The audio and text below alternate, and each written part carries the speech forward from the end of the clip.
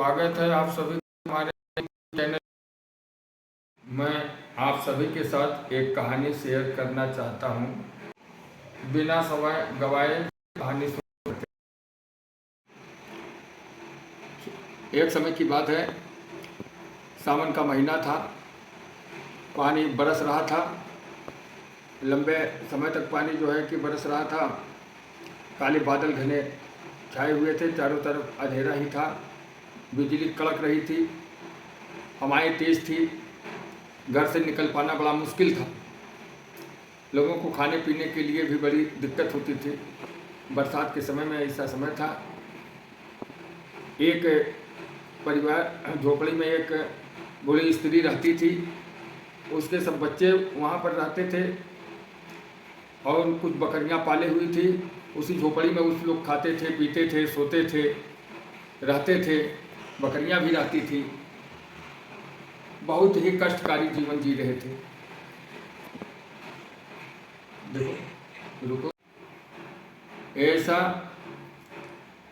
समय था बरसात का, मूसलाधार पानी गिर रहा था, बंद होने का नाम नहीं ले रहा था। वह बड़ी महिला जो है भगवान से प्रार्थना कर रही थी कि हे प्रभु, कुछ क्षण के लिए पानी बंद कर दीजिए, जिससे हम अपने बकरियों को खिला सकें और ला करके बांध सकें, इन सभी का पेट भर जाए। दिमाग में वही चल रहा था। बार बार भगवान से प्रार्थना कर रहे थे कि हे भोले बाबा, हे प्रभु, बंद करिए। ऐसा हुआ। कुछ समय के बाद पानी बंद हुआ, लेकिन बादल उसी तरह थे, बिजलियाँ कड़क रही थी, हवाएं तेज थी।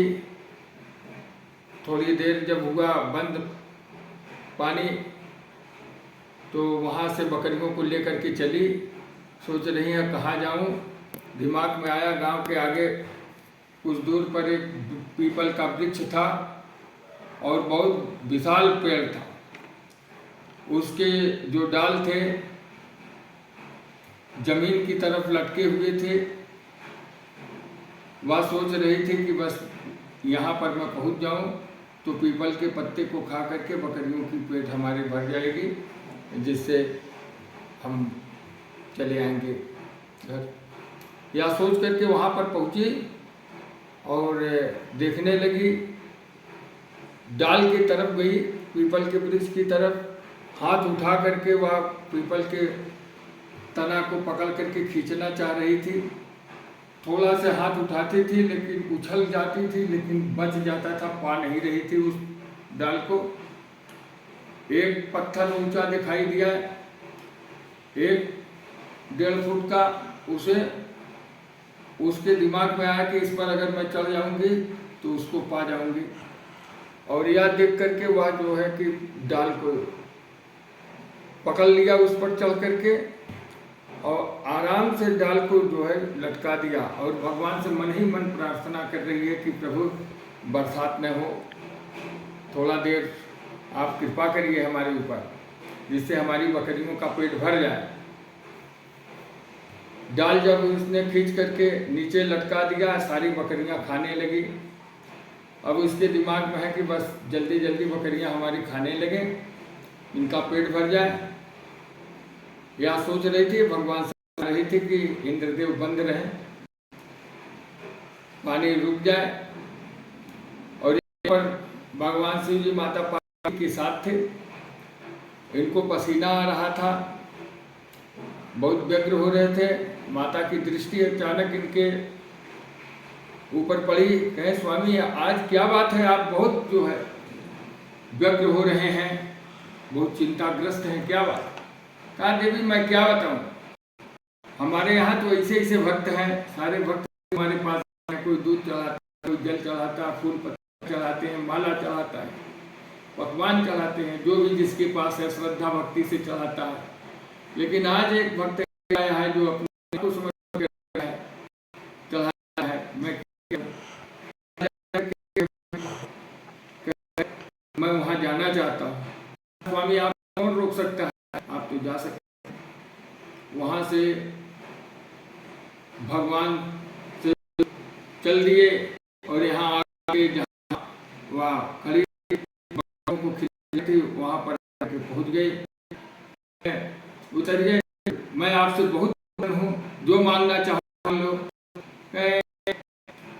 वापस क्या हूँ, बकरियों का भाई हमारे पेट में रहा है और भर जाए तब हम अभी हम नहीं देख सकते। कहा नहीं मैं कैसे जाने आप भगवान है, भगवान कोई चमत्कार हो तो देखेंगे तब न हम जानेंगे।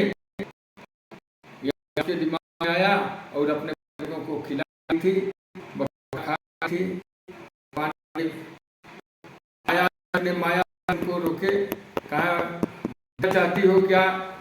कहा तो भगवान ने ऐसी माया बनाई कि इसके जो बाल सफ़ेद थे काले हो गए और जो शरीर में झुर्रियाँ एकदम यौवन उसे प्राप्त हो गया। अभी सोच रही है कि है कहा आकर के भगवान के चरणों पर गिर पड़ी कि प्रभु हमारे अपराध को क्षमा करिए, मैं कुछ नहीं जान पाई, हम बकरियों के खाली पेट भरने के लिए इसे। तो भोले बाबा तो बहुत ही भोले हैं और इनकी कृपा तो यही जानते हैं। कहे कि जाइए आज से तुम्हें कोई कमी नहीं होगा, तुम्हारे जीवन में तुम्हारी बकरियों का पेट भर जाएगा और तुम्हें महल वहाँ तैयार हो जाएगा। भोले बाबा ने अपने महामाया से भेज करके वहाँ पर उसका झोपड़ी की जगह बहुत अच्छा महल बनवा दिए और उसको रहने लगी और वहाँ से वो अंतर ध्यान हो गए भगवान भोलेनाथ। और लोग देख करके दंग हो गए, या ऐसी क्या कृपा हो गई जिससे लोग उससे पूछने लगे कि आपको ये सब कैसे प्राप्त हो गया, आप ये कैसे हो गई। कोई उसको पहचान नहीं पा रहा था। तो उसने कहा कि ये सब कुछ हमारा नहीं है, न हमने कुछ किया है। कहा तब आपको ये सब कैसे मिला? कहा कि ये भगवान भोलेनाथ की कृपा है, मैं नहीं पा रही हूँ। और लोग आए थे और इसी तरह बकरियों को खिला रहे थे, पीपल के वृक्ष को ला करके, और वहीं पर उन्होंने कहा कि उन्होंने यह आशीर्वाद दिया था कि आशीर्वाद से ये भगवान की कृपा है, भोले बाबा की कृपा से हमारे ऊपर उन्होंने कृपा की। मैं उम्मीद करता हूँ कि ये वीडियो आप सबको पसंद आया होगा। चैनल को सब्सक्राइब कीजिएगा। मिलते हैं नेक्स्ट वीडियो में। क्या करें? तब तक के लिए बाय बाय। कमेंट में हर हर महादेव जरूर लिखना। हर हर महादेव।